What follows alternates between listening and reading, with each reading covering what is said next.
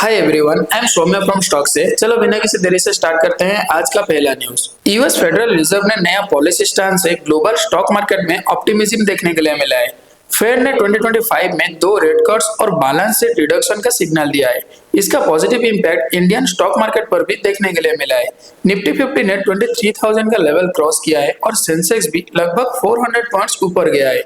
Wall street में भी bullish sentiment रहा, जिसमें डाउ में 1% का अपर मूव देखने के लिए मिला है। फेड के डिस्कशन में इन्फ्लेशन कंसर्न को टेम्पररी बताया गया है, जो मार्केट के लिए एक रिलीफ का फैक्टर हो सकता है। इसी के साथ अगर हम नेक्स्ट न्यूज के बारे में बात करें तो Adani Dubai based developer Emaar group के इंडियन यूनिट को एक्वायर करने की एडवांस बातचीत में है। इस डील का एस्टिमेट वैल्यू $1.4 बिलियन तक हो सकता है। यह एक्विजिशन अदानी ग्रुप के रियल एस्टेट सेक्टर में प्रेजेंस को और स्ट्रॉन्ग करेगा। इंफ्रास्ट्रक्चर और एनर्जी के अलावा अदानी का ये एक्सपेंशन उनके बिजनेस डाइवर्सिफिकेशन का बड़ा स्टेप है। इमर इंडिया का प्रीमियम डेवलपमेंट के लिए जाना जाता है, जो अदानी की रियल एस्टेट एम्बिशंस के लिए एक स्ट्रॉन्ग एडिशन हो सकता है। इसी के साथ अगर हम नेक्स्ट न्यूज के बारे में बात करें तो इंडिया के ऑटो पार्ट्स और मेडिकल एक्सपोर्ट में स्ट्रॉन्ग ग्रोथ देखने के लिए मिल रहा है। फाइनेंशियल ईयर 24 में ऑटो पार्ट्स एक्सपोर्ट $7.7 बिलियन तक पहुंच गया था, जो ग्लोबल डिमांड और कॉम्पिटिटिव प्राइसिंग का रिजल्ट है। मेडिकल एक्सपोर्ट भी तेजी से बढ़ रहा है, क्योंकि इंडियन फार्मास्यूटिकल और मेडिकल इक्विपमेंट पर ग्लोबल रिलायंस बढ़ रहा है। ये स्ट्रॉन्ग परफॉर्मेंस इंडिया की मैन्युफैक्चरिंग कैपेबिलिटीज और ग्लोबल सप्लाई चेन में उसकी पोजीशन को और भी स्ट्रॉन्ग बनाता है। पॉलिसी सपोर्ट में इनोवेशन के साथ ये सेक्टर इकोनॉमिक ग्रोथ में बड़ा रोल प्ले कर सकता है।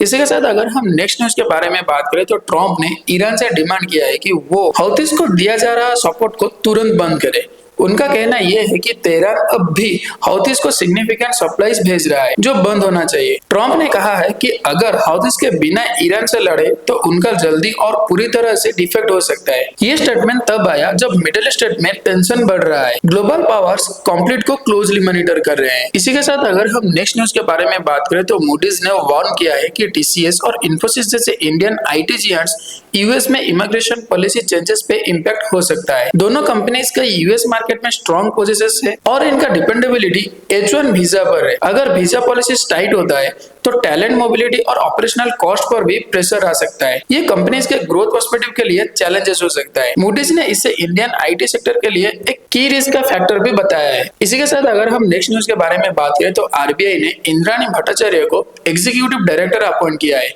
उनका रोल सेंट्रल बैंक के की रेगुलेटरी और पॉलिसी फंक्शन को ऑब्जर्व करना होगा। भट्टाचार्य आरबीआई के साथ काफी समय से जुड़े हुए हैं और उनका experience banking regulation, monetary policy और इकोनॉमिक रिसर्च में स्ट्रॉन्ग है। ये अपॉइंटमेंट आरबीआई के लिए क्रूशियल समय पर आया है, जब फाइनेंशियल स्टेबिलिटी और इन्फ्लेशन कंट्रोल पर फोकस है। वो इंडिया के मॉनेटरी पॉलिसी और बैंकिंग पॉलिसी को सेव करने में बड़ा रोल प्ले करेंगे। इसी के साथ अगर हम नेक्स्ट न्यूज के बारे में बात करें तो यूएस फेडरल रिजर्व के रेट हाइक पॉज का इंपैक्ट अब रिजर्व बैंक ऑफ इंडिया के पॉलिसी चॉइस पर आने वाला है। ग्लोबल इंटरेस्ट रेट स्टेबलाइज हो रहा है, जो आरबीआई को लिक्विडिटी कंडीशन को मेंटेन या एज करने में स्कोप दे सकता है। इन्फ्लेशन कंट्रोल और इकोनॉमिक ग्रोथ का बैलेंस बनाना आरबीआई के लिए एक चैलेंज हो सकता है।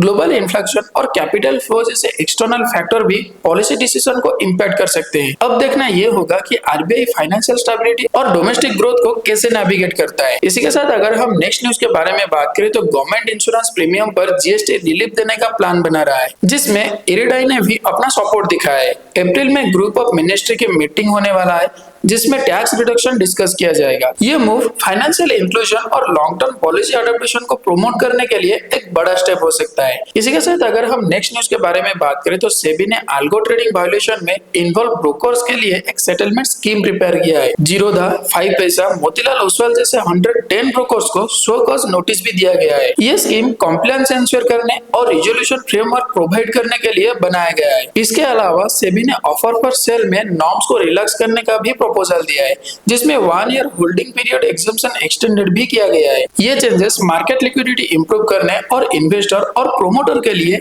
एज ऑफ डूइंग बिजनेस बढ़ाने के लिए किया गया है। इसी के साथ अगर हम नेक्स्ट न्यूज के बारे में बात करें तो सेबी ने नॉर्म्स में चेंजेस प्रपोज किया है, जो आईपीओ बॉन्ड कंपनीज का फाउंडर के लिए बहुत बेनिफिशियल होंगे।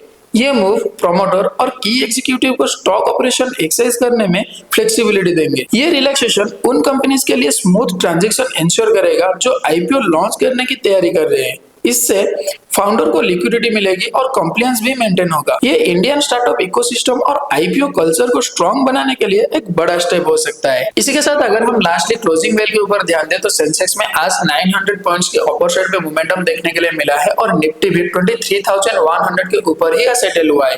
एयरटेल और टाइटन में आज 4% की ग्रोथ देखने के लिए मिला है। तो ओवरऑल ये था आज का न्यूज अपडेट। अगर आपको हमारी वीडियो अच्छा लगा हो या फिर कुछ भी इंफॉर्मेटिव लगा हो तो आप हमें लाइक करें, शेयर करें और सब्सक्राइब करना मत भूलें। तब तक के लिए हम रहते हैं और मिलते हैं एक नए एपिसोड के साथ।